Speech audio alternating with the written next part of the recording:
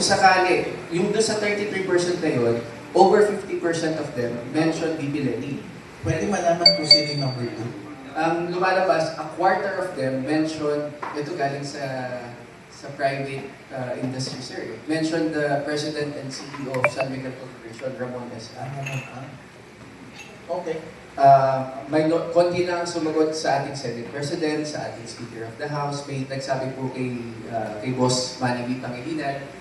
But ang two names na lumabas bilang caretaker, si dating Vice Presidente Daniel Robredo, at a quarter of them, 25%, 1 out of 4 of the 33%, nagsabi na si RSA, si Boss RSA po. Ito, if I may add na lang, attorney, yung nagsabi na VP Lenny, hindi sila nanggaling sa not only supporters of VP Lenny last 2022, even those who voted for the unity mentioned VP Lenny.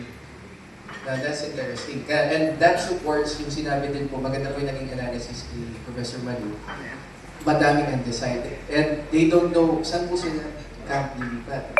Pag may pumasok po ngayon na nagpapataya po, sabi ni Professor Manu, increasing awareness. Nakikita na po natin yan sa mga balita ngayon. May mga minsan na nag-declare na po na posibleng tumakbo.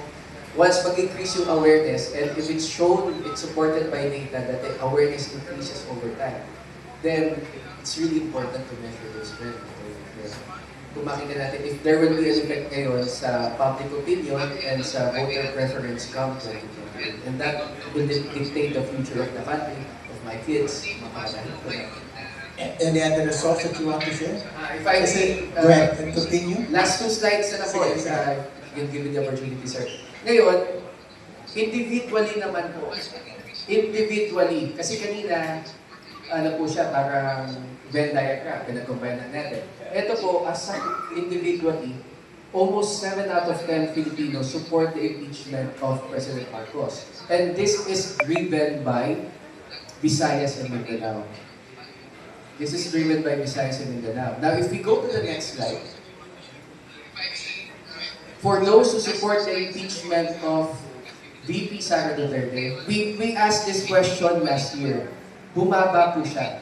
Last year, it was around 2 out of 3 Filipinos. Ngayon, it's only 42%. Bumaba ang support sa impeachment ni VP Sara Duterte. And this is driven by, interestingly enough, Central Luzon, Northern Luzon, and Southern Luzon, and those who supported either President Marcos last 2022 or for Vice President Lenny Robredo. Professor Matu, how would you react to these numbers? Yung kay Presidente, lumabas yan sa fourth quarter namin, tinanong namin, sino sa tingin nyo ang mastermind? Sa flood control projects, 48% said Marcos, 78% said Marcos Speaker, and si Sandro was somewhere, Co was there, Co was at 38, and Sandro was also there at around 42.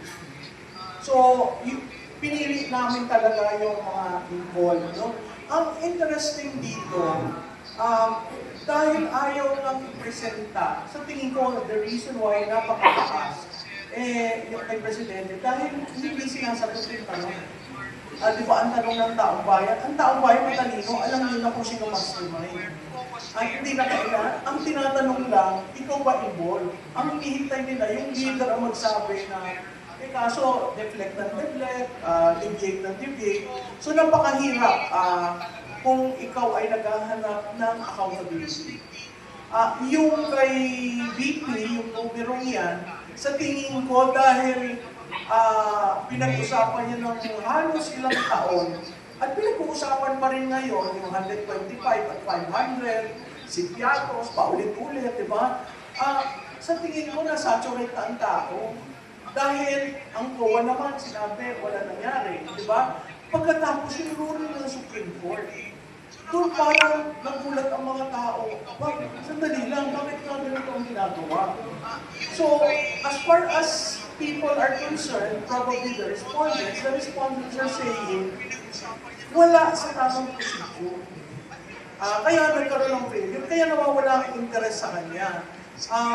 Doon lamang sa katanungan, interesting yung kay Lenny Robredo dahil lumalabas, pinapaboran ng caretaker government. Kasi ang constitutional succession po natin is si Senate President. Kaya lahat nag-uusap, bakit daw si Bulaga, di ang mangyayari para ang pinag-uusapan, magkaroon na naman ng change, leadership, kasi hindi ma-accept ng tao si